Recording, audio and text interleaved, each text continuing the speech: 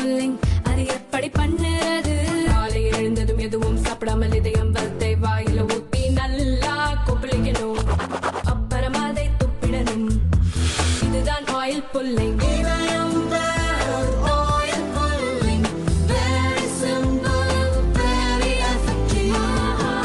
திருப்பரங்குன்றம் மலையை காக்க வேண்டுமென இந்து அமைப்பினர் ஆர்ப்பாட்டம் நடத்த ஏற்பாடு செய்திருந்தனர். சட்டம் ஒழுங்கு பிரச்சினை ஏற்படும் என மதுரை கலெக்டர் சங்கீதா 144 தடை உத்தரவு பிறப்பித்தார். இதனை எதிர்த்து ஆர்ப்பாட்டம் நடத்த அனுமதி வேண்டும் என சென்னை ஹைகோர்ட் மதுரை கிளையை நாடினர். இந்து அமைப்பினர் ஆர்ப்பாட்டம் நடத்த ஹைகோர்ட் அனுமதி வழங்கியது. மதுரை பழங்காநத்தம் ரவுண்டானா பகுதியில் 3000க்கும் மேற்பட்டோர் குவிந்தனர். ஆர்ப்பாட்டத்தில் பாரதிய ஜனதா மூத்த தலைவர் ஹெச் ராஜா உட்பட முக்கிய தலைவர்கள் பங்கேற்றனர். திருப்பரங்குன்றத்தை கூறு போட நினைக்கும் ஹிந்து விரோத தமிழர் விரோத தீய சக்திகளின் ஒரு ஆட்சி தமிழகத்தில் நடந்து கொண்டிருக்கிறது. ஆகவே இந்த திராவிட முன்னேற்ற கழக ஹிந்து விரோத தலிபானிய அரசு வீட்டுக்கு அனுப்பப்பட்டால் ஒழிய ஹிந்துக்களுக்கு சம உரிமையோடு இந்தியாவில் வாழ முடியாது, தமிழகத்தில் வாழ முடியாது என்கின்ற நிலையை கடந்த 2 நாட்களான நிகழ்ச்சிகள் நமக்கு எடுத்து காட்டியிருக்கின்றன. நான் கேட்குறேன், இந்த காவல்துறை நிர்வாகம் நேத்திக்கு அண்ணா சிலைக்கு மாலை போடுறதுக்கு ஊர்வலமாக மூர்த்தி போக முடியும்னா இந்துக்கள் முருக பக்தர்கள் ஏன் கூட முடியாது?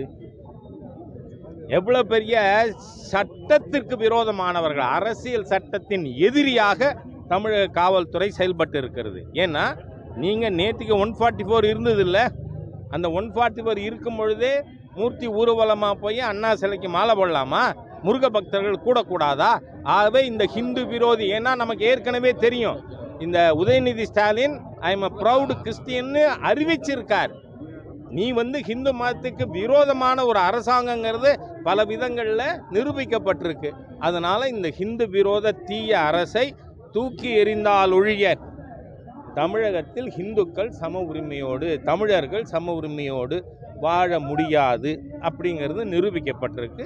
ஆகவே மக்கள் 26 இதற்கு சரியான பதில் அளிப்பார்கள்.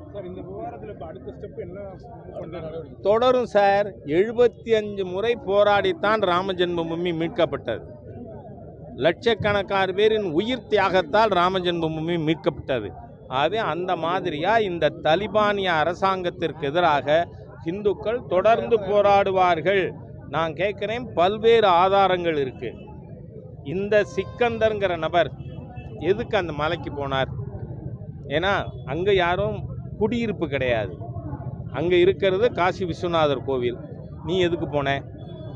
அதனால தான் என்ன சொல்கிறாங்க, ஒரு பக்கத்தில் கிராம மக்கள் சொல்கிறாங்க இவர் அந்த கோவிலை இடிக்க போனார், அதனால் முருக பக்தர்களால் தாக்கப்பட்டார்னு. சரி, அரசாங்க ஆவணங்கள் என்ன சொல்லுது? கோரிப்பாளையத்தில் தான் அந்த சிக்கந்தரோட சமாதி இருக்குன்னு. அப்போ மேலே இருக்குன்னு சொல்கிறதே ஒரு உருட்டோ பொய்யோ புனைச்சுருட்டோ அப்படின்னு நமக்கு சந்தேகம் வருது. ஆகவே 1931 லண்டன் பிரிவி கவுன்சில் தீர்ப்பின்படி முழு மலையும் முருகனுக்கு சொந்தம். அதனால் அதை யாரும் பங்கு போட அனுமதிக்க மாட்டோம். முஸ்லீம்கள் நாங்கள் ஹிந்துக்களோட சகோதரத்துவமாக இருக்கணுங்கிறாங்க, வரவேற்கிறேன். அதுக்கு ஒரே வழி, எப்படி ராமஜென்மபூமி கோவில் வேறு இடத்துல ரீலொகேட் பண்ணாங்களோ அதுபோல் இந்த தர்காவை நீங்கள் ரீலொகேட் பண்ணிக்கோங்க, ஹிந்துவும் முஸ்லீமும் சகோதரமாக வாழலாம்.